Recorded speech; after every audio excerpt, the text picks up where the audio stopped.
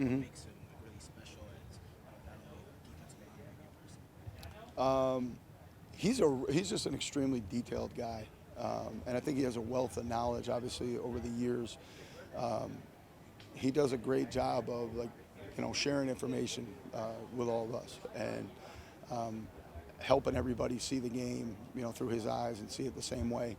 And anytime you get the opportunity to be in a room with a guy like that,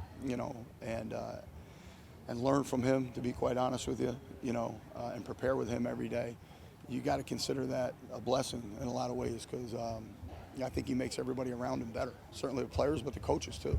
And as a coach, that's what you want. You want to be better every day, and to be around a guy who gives you that opportunity is awesome. It's great, and he's a great guy. He's a great guy to deal with, just day to day to talk to. And he's Italian, so that's cool too, Yeah, well, we talk, and I have somebody to talk, with food about now. So that's been a lot of fun too. We're bouncing places off each other. I appreciate it, man. You bet, man. Could you imagine sticking around 38 years? 38 years? Personally? Oh man, you know what? My wife would love that. She loves me out of the house, so yeah, she'd Get sign in up. line. She'd sign Get up in for line. 60. Yeah, exactly. Yeah. But that's a long time as the game, games evolve and change and the style. For sure, and that's the cool part, because you really have, he's got a wealth of knowledge, obviously, and he's kind of seen the game evolve over the years, from being in New Orleans and Indianapolis, Carolina, all the different places, Houston, Baltimore,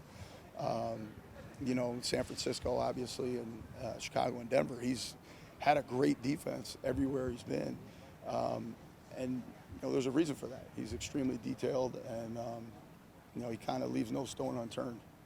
And that's cool, though, like you said, to kind of see the evolution of everything, as he explains it, which is cool. How comfortable do you feel with the young guys? Because there's not a lot of proven depth behind your three interior defensive linemen. Yeah, I'd say everybody had a clean slate coming in, and right now they're all grinding and working and getting reps, and we'll see as we start getting into, going against our offense is a tough offense to go up against every day, with all the different looks and fronts and the stuff we're doing defensively. I think they're doing a great job mentally and starting to understand some of the techniques, but I'm excited to see how the days build going into joint practice and games and stuff like that to see where they're at. But right now, everybody's on the same level, all of them. Bronson, Twyman, Randy, all those guys together, Peely, they're all kind of on the same level right now.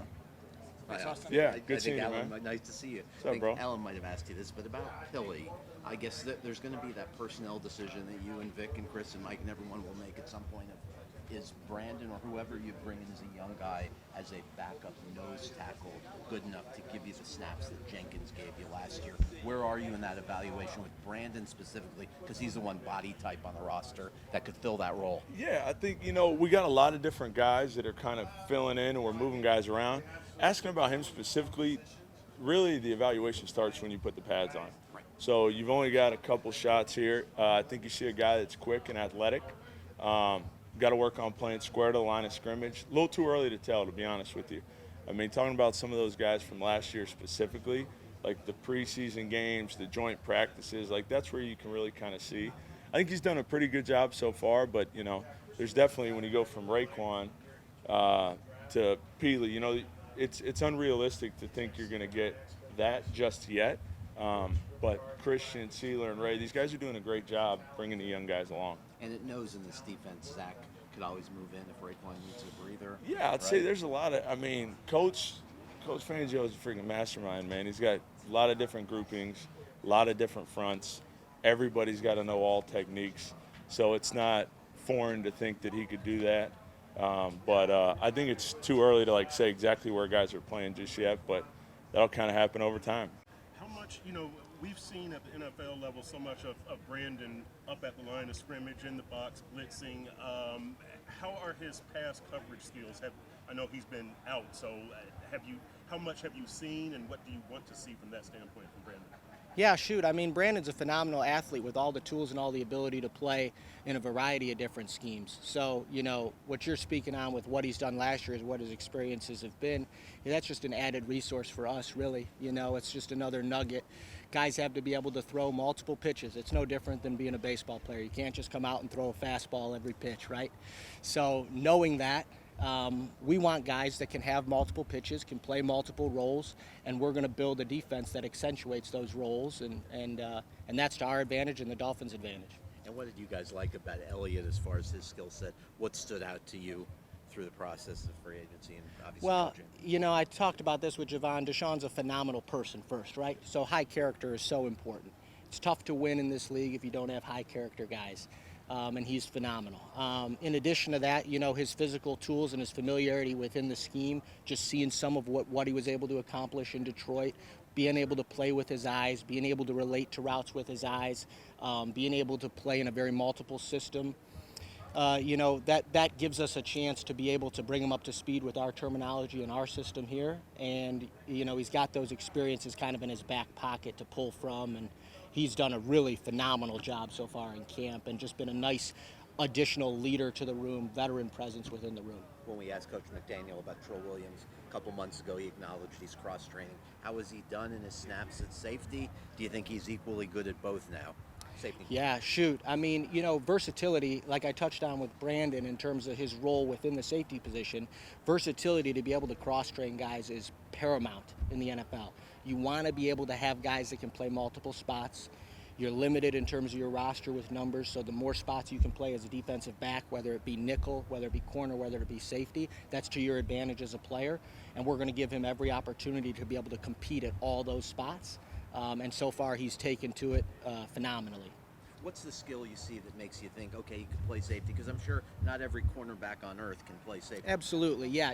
He's big, he's strong, and he's long, and he loves contact, which that being contact averse is not a skill set I'm looking for at safety. So for him, he's somebody that likes contact, welcomes it. He's an aggressive player. So we'll see if we can use those skills in a different way for us.